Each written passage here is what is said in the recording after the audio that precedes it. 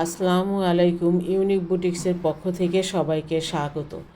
Premium মানের এ গ্রেটের জমজমে switch loan front part গোলাপি কালারের থ্রি পিসটি যেমন দেখতে অসাধারণ, তেমনি কাপড়ের কথা আর কি বলবো, সফট এবং কমফোর্টেবল।